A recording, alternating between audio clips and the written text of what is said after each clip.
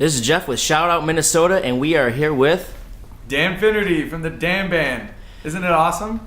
Awesome. Congratulations. Dan, welcome to Minnesota, man. Thanks, man. So, you've been on tour. You know, everything's been going well. We just want to get a background about you and how you got in the business. So, tell the fans of Minnesota how you got in.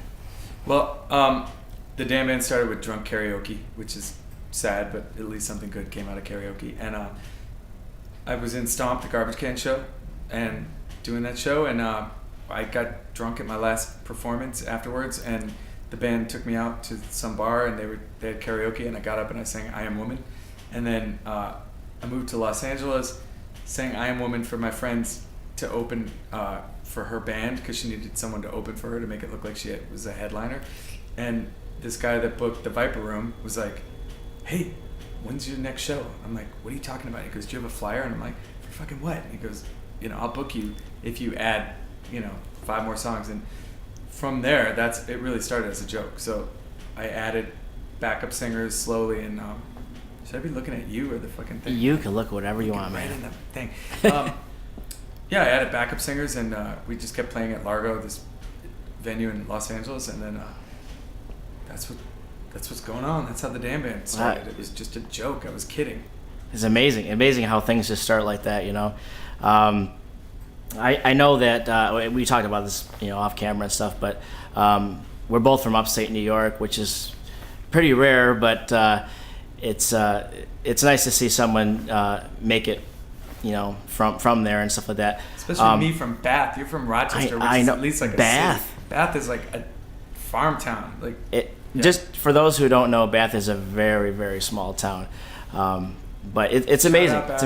Yeah, right. But let's talk about, which is one of my all-time favorite classics, Old School. How'd you land that role?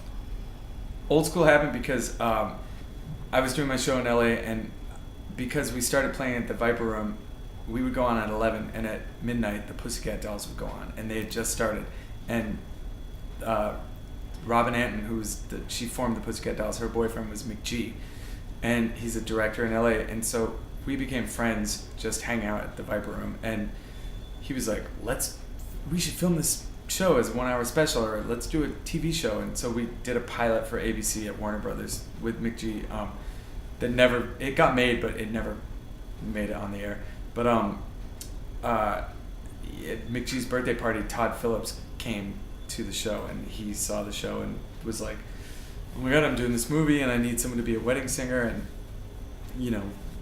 just come sing a song. What do you want to sing?" And I was like, "Well, I've been working on Total Eclipse of the Heart and Private Dancer, And he's like, "Do you have anything else?" And I'm like, "Well, I actually was just like rocking out to Lady in my car last week, and I think it's an awesome song, but it's not a girl song." But he's like, "That doesn't matter." So I sang those 3 songs in Old School, and actually Private Dancer was the funniest one out of the 3, and I wish it was on the DVD, because it was me dancing with this old lady, and I brought her up on stage and was trying to get her to strip.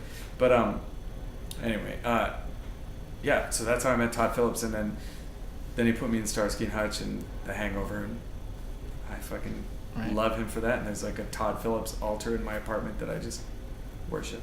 I just wonder why Private Dancer isn't headlining. You know what I mean? If that's it should be in there. What do you think? In my show? Yeah. Yeah, it used to be. I cut it.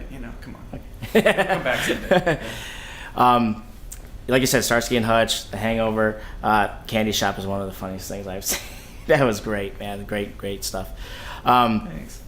Hey, here you go. I loved it because Jeffrey Tambor was there. And I grew up watching him on Three's. I'm probably older than you, but Three's Company segued into. There was a spinoff called The Ropers, and Jeffrey Tambor was in The Ropers, and I remember loving him from that. And then I loved him in Larry Sanders, and then I loved him on Arrested Development. And so when he was the dad in that scene, and there was actually a funny scene where I was singing Candy Shop and I was hitting on his wife, and he pushed me, and then I pushed him back, and then we got into a full-on fight, and we were swinging at each other, and I thought that would for sure be in the movie, and it wasn't in the movie, and I was like, oh my God, because it was I was high-fiving my 8-year-old self, like, "You're the guy from The Ropers, like, you just got in a fight in a movie with him," and but it never was, not even in the DVD. But no, actually the funny. Here. There you go. Yeah. There you go.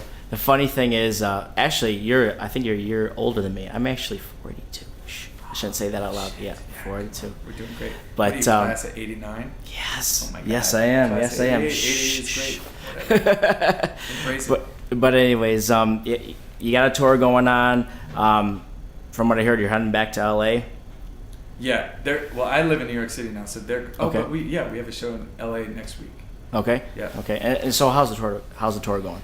The tour is not. It's so funny because people are like, "How long you been on tour?" I'm like, "For fucking ever." Like we just keep calling it a tour, but we really just like go do these weekend shows and then go home for like Monday through Wednesday, and then we'll go back and do Thursday through Saturday. But so it's easy, Like, And just so Minnesota knows, this place was packed tonight. What do you think about the fans here that came out? I thought they were great. I thought because it was 3 degrees, which is crazy, but it's probably normal here. But I love that they came. They stuck around. The venue had to start a little later than we were supposed to, and everyone was still. Yeah, it was a great crowd. We had some technical problems, but the crowd still stayed true, and they were into it. The one thing that I noticed was the stage presence. Interaction with fans and everything. It was spectacular. I just want to say that from a fan's perspective. But makes me like you. well, there you go. There you go. So what's coming in the future? Well, right now we're working on. We just shot a pilot in Los Angeles for, Hulu and Netflix and all those. Now everything's digital, and so we just did a pilot to try to do a Dan Band show. So now that's being edited right now, and we're gonna take that out probably by the end of winter. I hope it gets picked up. And we're working on a Comedy Central album, which is like, it's gonna be all covers, and it's the album that guy from Old School and The Hangover, what he would make as his dream wedding album. It's called The Wedding Album. Yeah. Cool. All right, so let the fans know how they can get a hold of you. You can go to thedanband.com or Facebook, The Dan Band, or The Dan Band at Twitter. There you go. Who is it? Black S. James. Okay, come in. What's your name again?